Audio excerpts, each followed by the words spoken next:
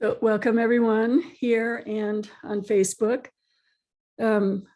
We will begin with the opening prayers, but just to sort of collect where we are, we're working with Lojong, which is sometimes called the 7 points of mind training, and we are in the third point. The third point has 5 sections, and we're on section number 4. So that orients if you want to follow along with the Lojong slogans. And we'll begin with our opening prayers.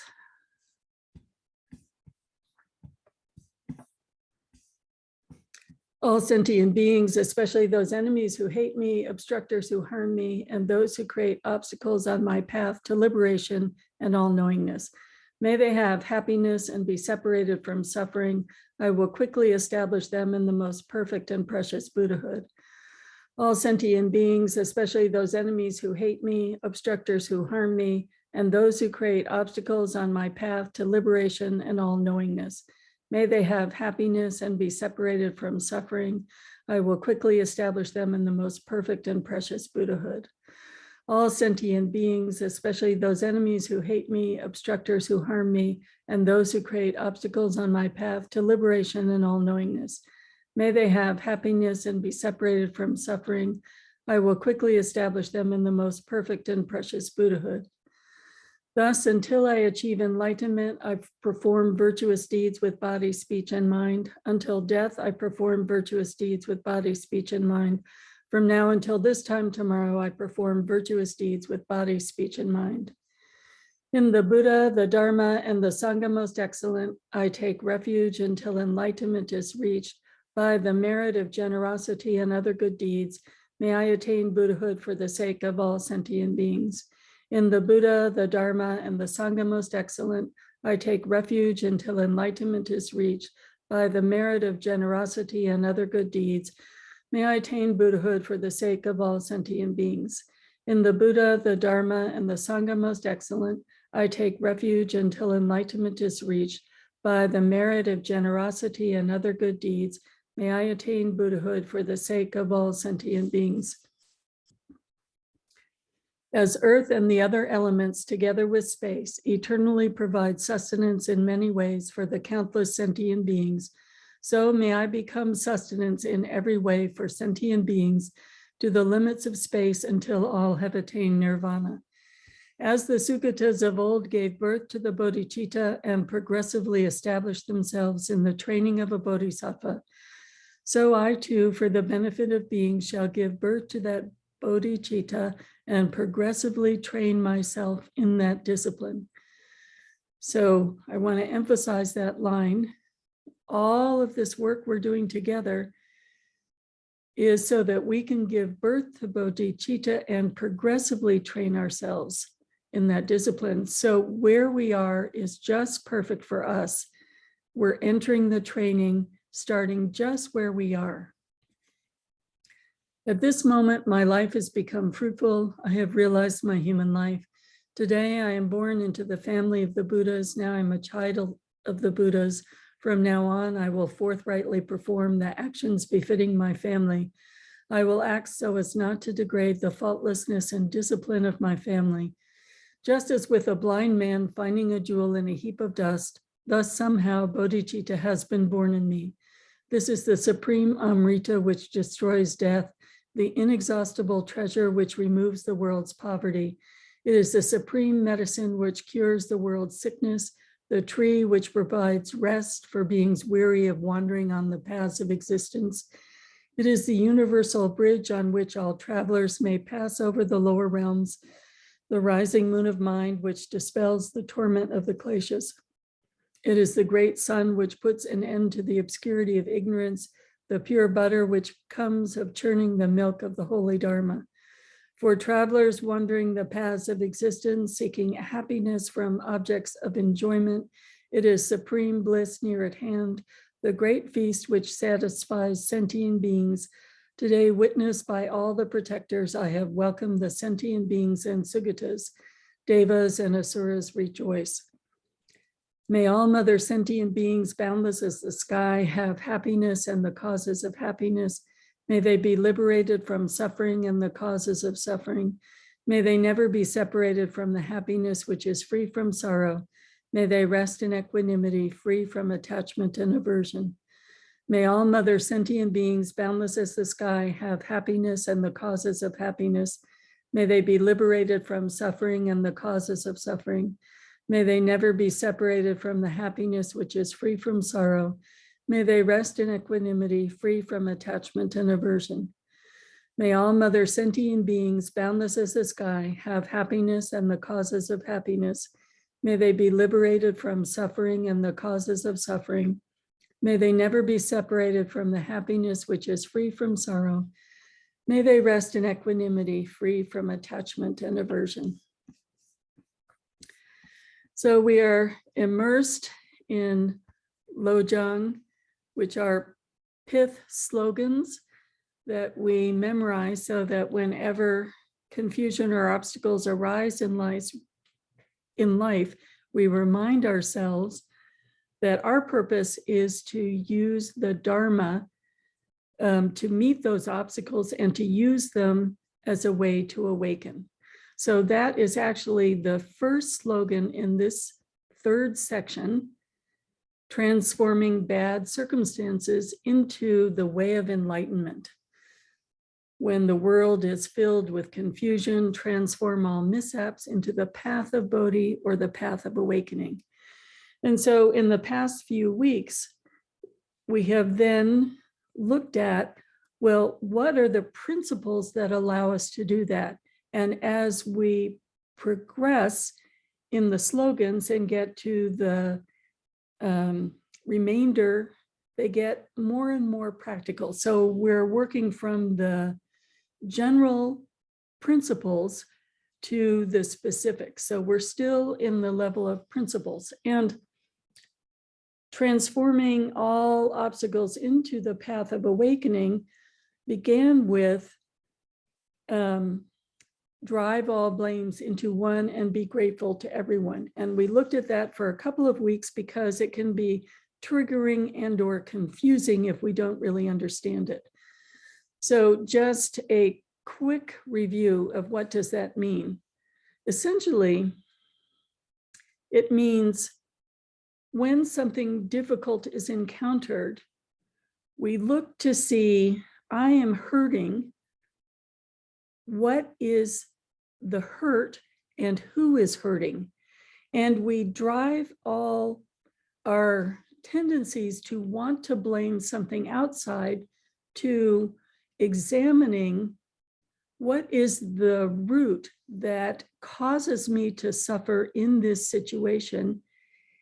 And can I look at that more clearly, not only in a sense of the impermanence of momentary life, to the actual root is believing in the solidity of a separate self that needs to be protected no matter what.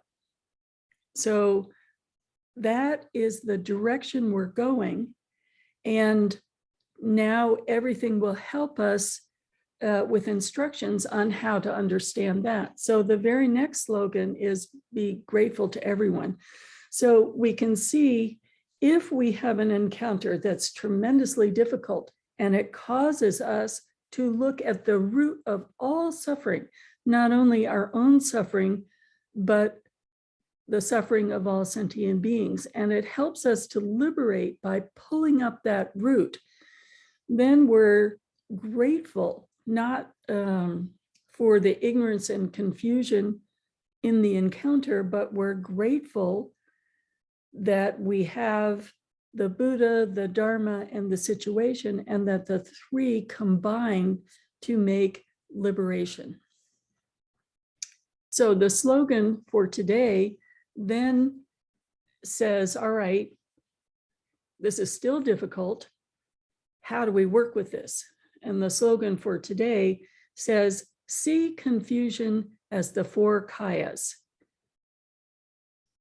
Seeing confusion and understanding that root as emptiness, both outer and inner emptiness, outer and inner impermanence, outer and inner interdependence, all of this is a investigative process of meditation.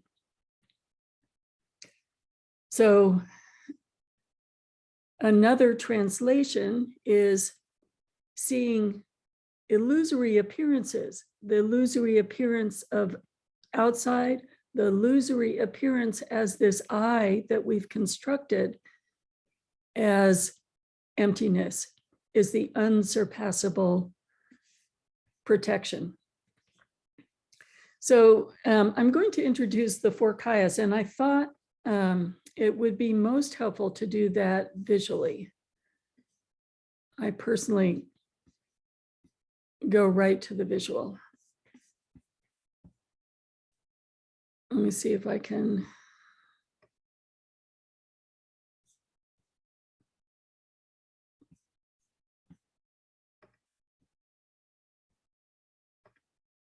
Okay, so something is hurting me. There is the something and there is the me. And who or what is the me? It is mind. We might have a physical pain, but the actual suffering is mental. So what we're looking at in terms of the four kayas is what is mind and how does hurt arise and where is the actual hurt? So we think of mind, something that's clear and aware, and one of the best examples for me consistently is sky. Our mind is sky-like. And within that sky, all kinds of things are happening. So if we are to put this together, our experience, which is both outside and inside, and the four kayas, we have sky as the Dharmakaya. It's the space in which everything is happening. The rainbow as the Sambhogakaya, and the rain that's falling on us as the Nirmanakaya. And all of it together is the Swabhavakakaya. So these are terms, and I don't want you really to worry about the terms. Let's make the terms the totality, the sky, the rainbow, and the rain. Let's keep it, let's keep it experiential. And then when we think of that in terms of our mind, so there's the totality, but there's the mind, and the mind has all of these thoughts. The thoughts are uncreated. We can't ever pin down any one individual thought. We can't make a thought stay. It disappears and it changes. So the thoughts are like the rainbow. Causes and conditions, we respond to causes and conditions, gives rise to all kinds of thoughts. They come from reality itself, and when they vanish into reality itself. The rainbow appears and vanishes. Thoughts occur and they vanish. So if we were to then, let's bring it into our experience. And I wanted to make it very concrete today because this particular slogan, even though it has these big vocabulary words, it's quite down to earth in terms of the meditation instruction. So we're bringing all confusion, all obstacles, all the wounds, all the hurts in our own way, starting with what we understand, all right? So let's make that clear. And let's be quite, concrete. And when I think of the number of people in our Sangha who had COVID or cancer in the last year, or in their families had COVID or cancer. That's something I think we can all relate to. Sickness arises, right? So Nirmanakaya, we have a body, the body gets sick. What's going on? Sickness, old age, and death are part of the nature of having a body. So essentially, cancer is neutral. Sickness is neutral. COVID is neutral. The fact that the body gets sick goes along with having a body. All right, so that's Nirmanakaya. The thoughts and opinions about it are the rainbow, the Sambhogakaya. All kinds of thoughts and opinions then arise. Oh, I didn't want this diagnosis today. I wanted to go on my life as it is. I didn't want to face old age today. I'm resistant to this. I want it gone. But the nature of a body is the body is getting sick, growing old. So then we have the ephemeral rainbow-like thoughts occurring in the big space that is mind. And we bring to it all the tools that we have. We might use Tonglen, we might use loving kindness, we might ask for support from the Sangha. So that is the meditation instruction, seeing that the root of the suffering that arises along with this particular obstacle, cancer in the body, but you could name your favorite obstacle, whatever it is. We apply meditation to what's going on in our mind. And we start to see the illusory nature of all of those opinions and thoughts that are causing, we think, this particular I to suffer. So that's one of the first applications. And then as we get more experience in the Dharma, we can go deeper and deeper into the root and examine this I that seems to have all the thoughts. Is that any more findable than the thoughts? Or is this I like the rainbow, something that's arising due to causes and conditions that I name as a rainbow, but a rainbow is a moment of causes and conditions coming together. So we may not be quite there yet, but in the progression of our Dharma life, we'll be questioning, looking, and examining both how to apply the meditation tools to the illusory nature of all of these different things that we identify as thoughts that cause the I to suffer. And then, well, is the I actually there either? So the totality of all of this, the sky, the rainbow, the thoughts swirling around, all of this is what we could call the alaya, we could call the swabhavaka kaya.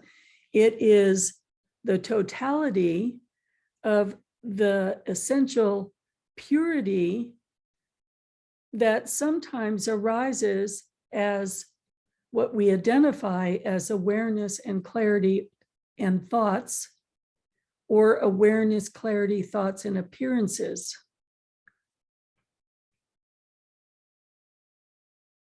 So the bigness beyond the sky, beyond the awareness, is the alaya that arises as Dharmakaya, Sambhogakaya, and Nirmanakaya. So again, they're big vocabulary words, but it's the essential purity of the realization of our potential that exists, that now we experienced as confused states, but even in the confused state, it is our brilliant mind that is awareness and clarity that's experiencing, and the experiences that we have. And when we look at what we are knowing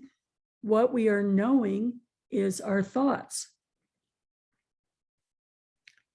And when we start to bring anything that's happening to us to first, okay, there's the Nirmaya, the actual experience. There are all of the thoughts, but what are the thoughts? What is the illusory nature of the thoughts? That is bringing confusion into the four kayas that helps us sort out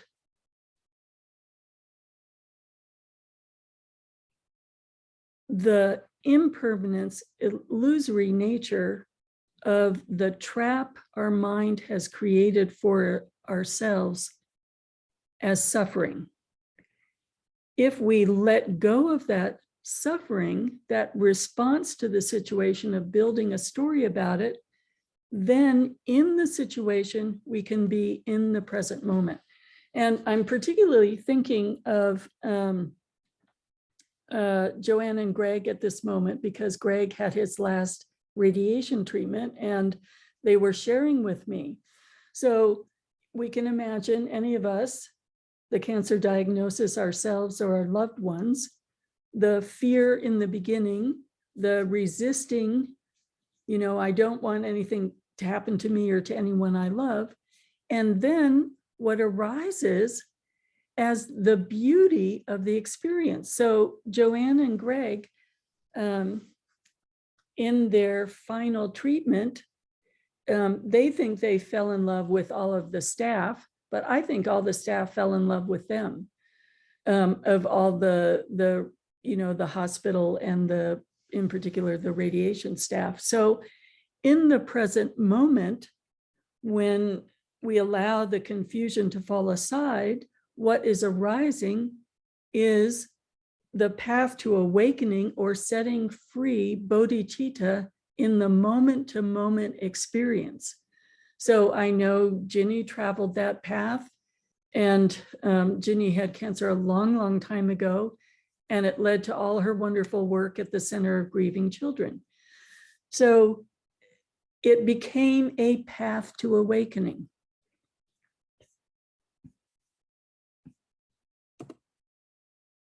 Let's see.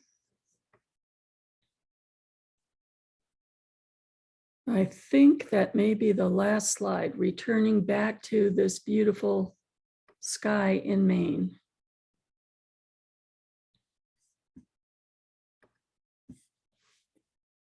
So I'm going to invite everyone to sit with this and consider it. Can take something in your own life that, again, is not the most difficult of your situations, but a fairly simple thing that you might be resistant to, and watch your mind call that memory, watch your mind build a story and resist, and look at that and think, wow, that's a rainbow of thoughts arising in my mind. And watch it dissolve into the emptiness of your mind when you stop feeding it with a story. So in any way that you want to, we're just opening our mind to, we have a difficulty, and we're going to apply the four kayas in a way that we can understand today. The big sky-like mind, all the thoughts arising in the mind, the impermanence of that mind, and the change that can happen from focusing on the struggle and on the suffering thoughts to the open sky-like mind that can feel the soft, gentle rain as rain, just the fact of nature, and see everyone around you. Okay, let's sit with this a minute.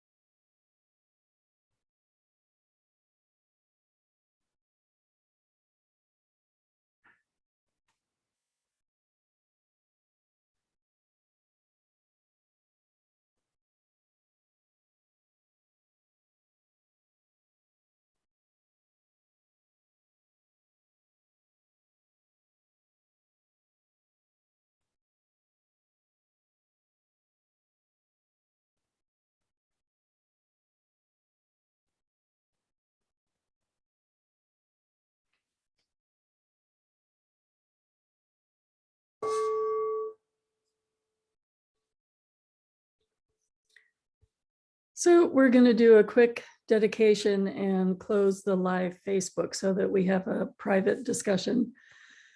Bodhicitta, excellent and precious mind, where it is unborn, may it arise. Where it is born, may it not decline, but ever increase higher and higher.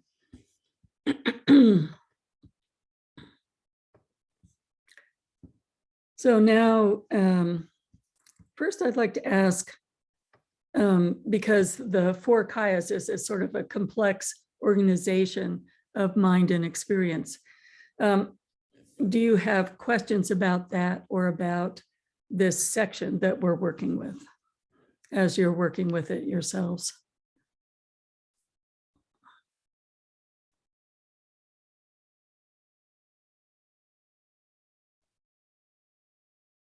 Maybe this is something I missed in a previous week, but I don't fully understand what the four kayas are. This is new. So this Lojong, or the 7 points of mind training, come from a tradition that presents reality in a particular way, and the particular way is the four kayas. So it's like Tibetan's or Vajrayana science explaining the mind in the context of all of reality. And so the easiest way to understand it is to say, okay, the sense of reality as we understand it is like the Dharmakaya. And how we're understanding reality is our mind. So our mind in its biggest, unconfused, pure state is like the Dharmakaya. Then if we see what's happening in our minds, it's like the Sambhogakaya, or in terms of nature, it's like a rainbow. So we see this vast open sky, and we see all the weather happening in the sky. We see the rainbow arising because of a particular condition of the sun and water, and our relation to that visually.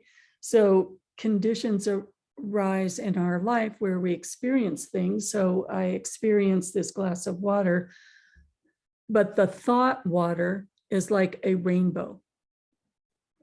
I can never go into my mind and hold on to that thought any more than I can hold on to a rainbow. And then the Nirmanakaya would be the actual glass of water that I'm holding in my hand.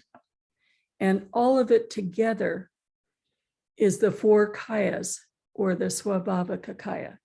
So it's a presentation of reality.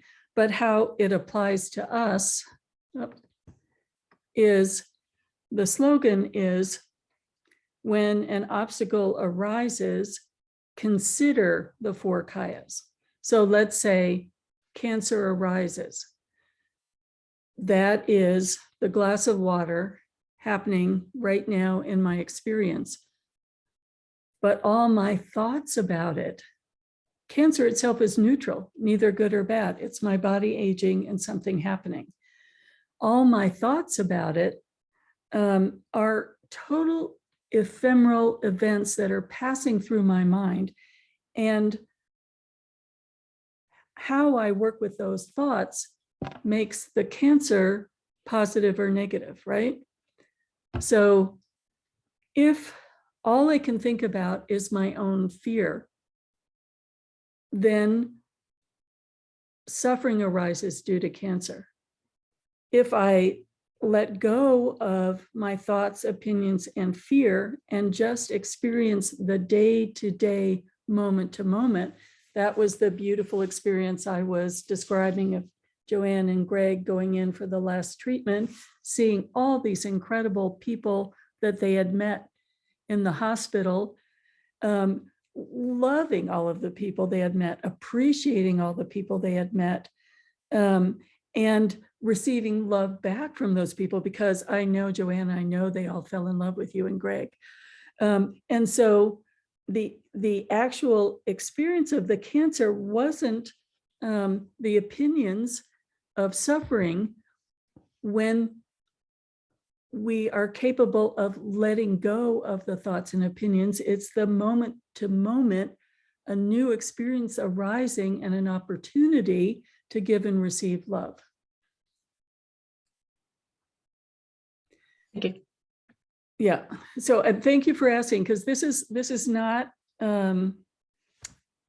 so accessible, and it does become more and more accessible as we progress, because the style of presentation is the biggest theory to the next biggest theory to the next biggest principle to moment by moment instruction. So we're descending in terms of practicality and accessibility. Other questions?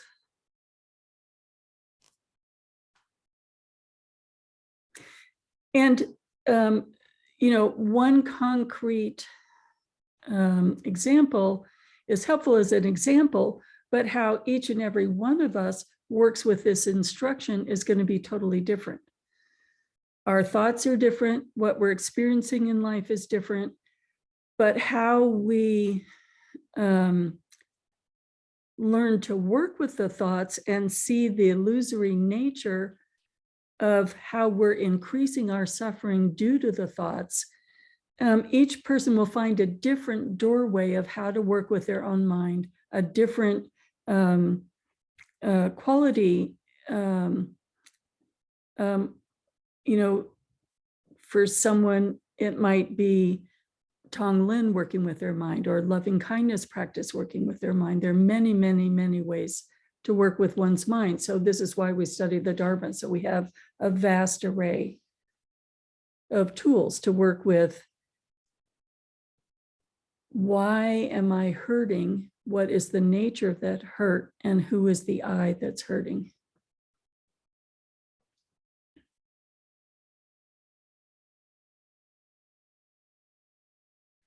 Other questions?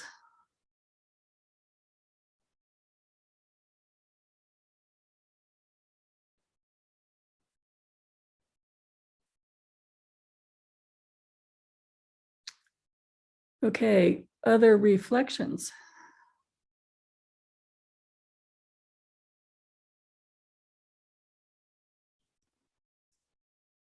Just that Joanne. we shouldn't worry if we don't quite get it all today. Exactly, thank you. Please. Oh, This is a lifelong journey.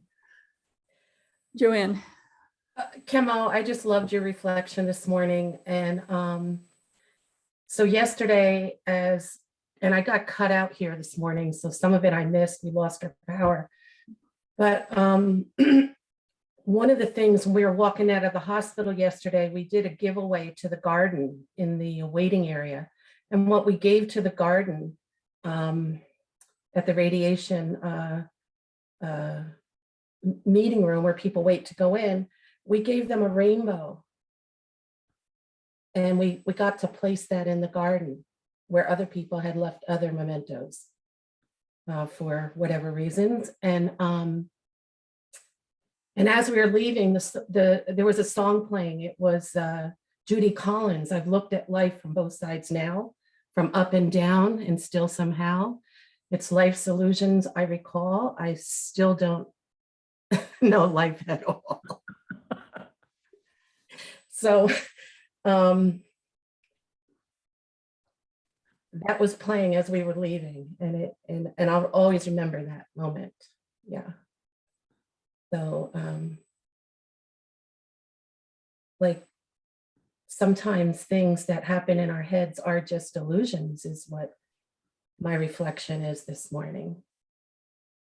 And we can either hold on to that illusion, or we can just work with it, I guess. I'm just grateful for everybody's love, everybody's prayers. Greg's upstairs sleeping on the sofa, and I will let him hear this when I replay it for him at a later moment. Thank you.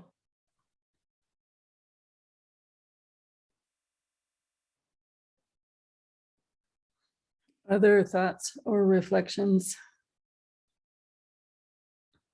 Yep, Ginny. Ginny, you're muted.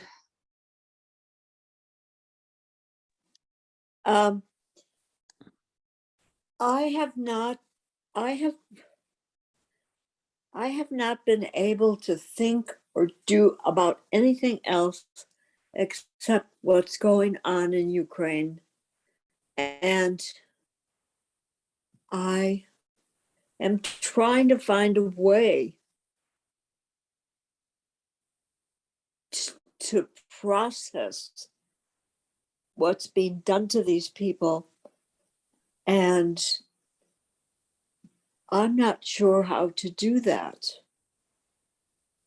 And a few years ago, I bought a painting at the Portland Art Festival of a Ukrainian village. And I have it on my wall, and the Ukrainian artist.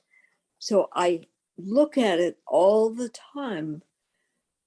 And then I watch the news and I see what's going on. And I'm just at a loss personally, because I don't know the best thing to do.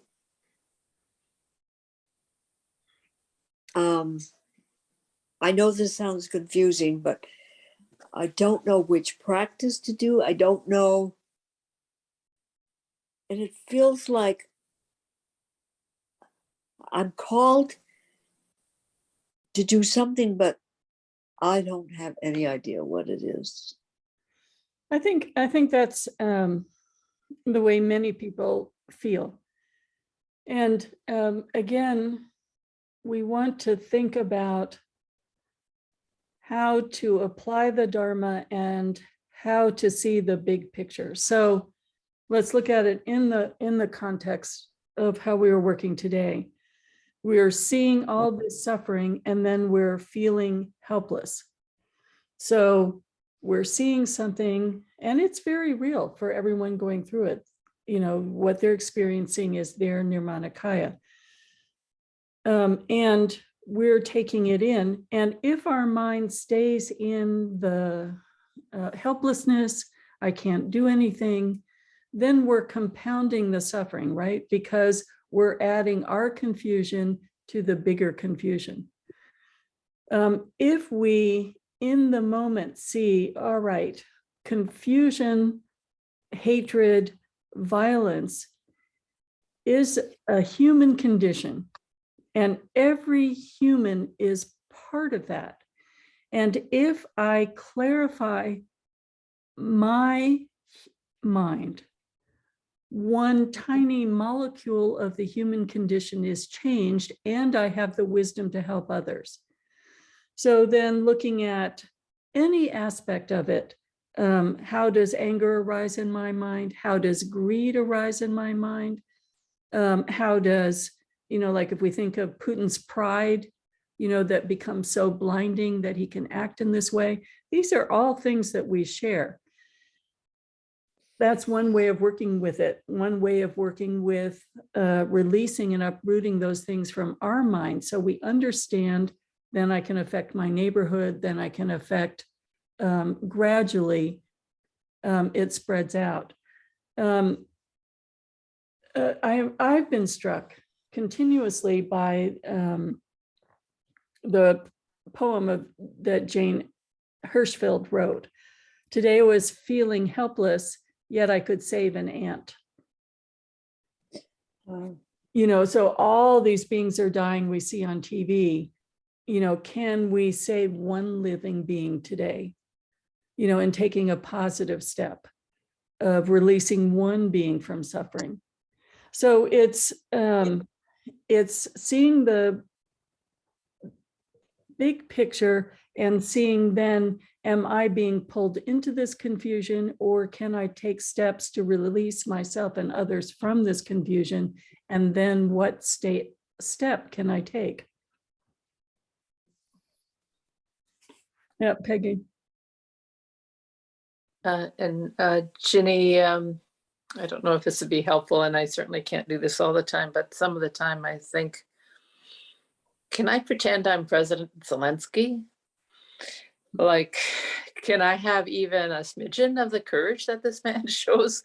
Because his heart's breaking all the time, just like ours, only he's right there. And yet he can go before the camera and swat down some of the misinformation that's being broadcast to the Russian people. I don't know if I'd be able to do that, but I like to pretend that I'm him, and how can I keep that kind of center? I'm not always successful at that, but even for a few moments, it's good practice. Well, Thank it's you. a good practice, and you are, Peggy. You are doing that because look at your heartbreak of the climate change and how you have not given up, not only planting yourself, but in engaging your whole community to plant. You know, will that save the planet? You know, it may give it even one day more life from, you know, the work you've done with your community. So it's the idea of not giving up or not giving in to helplessness. And we each have different capacities. You know, and then we look at Ladakh and an even bigger scale. Annie. I think one thing that's helped me in some of these situations is because I want to control them. You want to control them and make them different, and you want to change people. And sometimes recognizing all the things we can't control and letting go a bit kind of opens up a bit of a door. So you can say, well, I can't control all these things, but I can send thoughts, I can visualize certain things that may help, you know, or what can I do on my scale that's doable, you know, and those things really matter, they do. But it is hard to take on the big picture. Those things really do matter. And I just want to respond to one more thing. First thing, one thing I learned a really long time ago was we don't have to learn something new. Part of starting where you are is building confidence in what you do know. So not thinking you have to learn a special new practice, but dedicating the practice that you are doing and being more and more conscious about that dedication. It is all dedicating for the benefit of all sentient beings, the moment of love and clarity. And saying that, His Holiness wrote a new prayer. So I'm going to put the new prayer in the chat room. So this will be, you're getting a preview of next week's newsletter. All right, let's get it in there. It's a lovely prayer. And it didn't work. Let me try again. Okay. So my hope is that over time, you'll have to wait for the new newsletter. It won't go in. However, I'll also put it on the Vajra Dakini website. My hope is that over time, everyone gets more and more confident and feels like, well, maybe I don't understand all of it, but I'm questioning this one little piece. Can I explore that piece, practice with that piece, and actually conduct an experiment? You know, is it true or not true that this is helpful? Any one of the Dharma aspects that have been a part of, you know, all of the teachings, all of the time that we've spent together.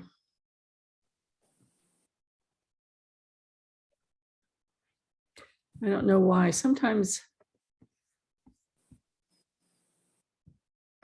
like, I don't know why. I'm going to try again with this because this is so lovely.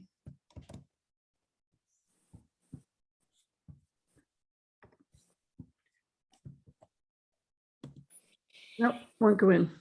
So next newsletter, Michelle. Yeah, I have two things to share, if it's okay. One is I try to think about, I never know what the tipping point is going to be. You know, if I say one nice word or if I say one not nice word. And is that going to make a change in just someone around me? The other thing I wanted to share related back to radiation, if I might. When I finished radiation, it was just around the holidays, and I gave all the radiation staff socks with lighthouses on them. And I don't know if at the time I shared this poem. It's kind of quick, but it's called Lighthouse. The light from the sun, the light from the moon, the light that emanates from the radiation room. Be it Curie or Röntgen, all others that dream, a light in the world became a beam. Atoms, photons, and quantum so small, the powerful energy, the light that is all. A light that can save, a light that can kill. Life's silent paradox beyond human will. You work with compassion, you work with belief, turning light into lighthouse for others' relief. Light is wisdom, wisdom is light. May this lighthouse lead you through any dark night. So I wrote that when I finished radiation. Oh, thank you for Thanks for letting me share. Thank you so much. So within our group, there are so many big things happening in people's lives. And no one solution fits every kind of wound or pain or obstacle. But that's why we have that Swabhavakakaya. Everything.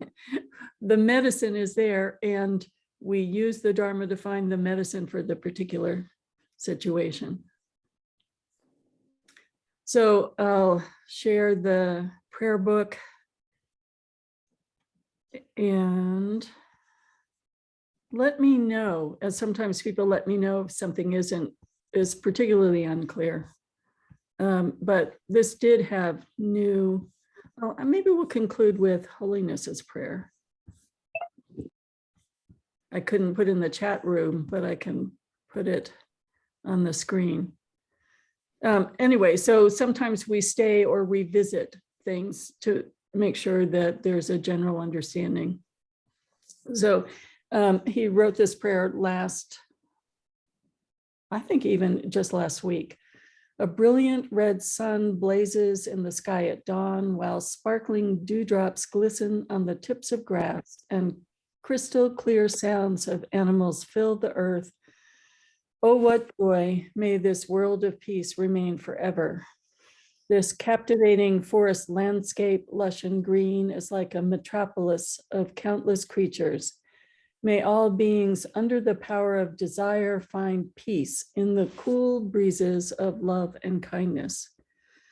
Like the sea creatures in the depths of the ocean's deep, beings in samsara's 6 realms defy counting. Waves on the ocean of anger surge without relent. May the victors quell this surge with their compassion. In Jambudvipa, that's our world, the realm of night and darkness, ignorance overpowers all sentient beings. Like light from the radiant white moon in the sky, may the light of the victor's wisdom show us the way. Water depends on earth, while wind depends on space. Everything in this world depends on something else. Let's keep the earth healthy and protect the environment. May the dependent origination of the victors reign supreme.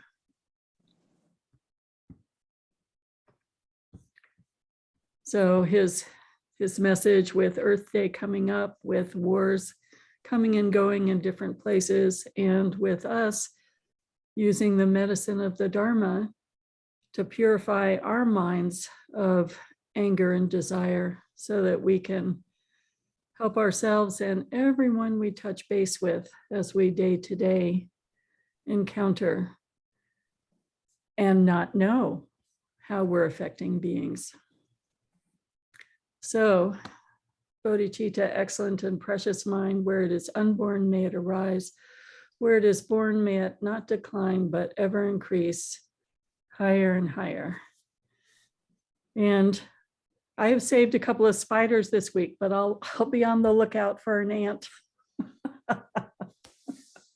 So take care. Wonderful that we're going through this. And I have to say, Jermaine, that when I was studying this, I studied at Gampo Abbey with Pema Chodron, and I would listen to her lectures because she taught it continuously, 5 years apart, just to see what she was learning as a teacher, going back over 20 years of teaching, how she saw it first, then 5 years later, and 5 years later. And it was amazing for me to watch both her skillfulness grow and how what she learned clarified and made even more useful what she was presenting. So it's a delight for me to see now how I see this teaching differently from when I first studied it. So see you next week. And I really invite you to take advantage of the classes that are being hosted by Dharma Refuge starting this Wednesday. And I'll put this new prayer in the newsletter and on the website sometime this week. Thank you, Thanks, Khenmo. Khenmo. Thank you, everyone. Thanks, Thank you, everyone. Khenmo. Thank you. Thank you, everyone. Thank you, everyone. Thank you, everyone. Thank you, Khenmo.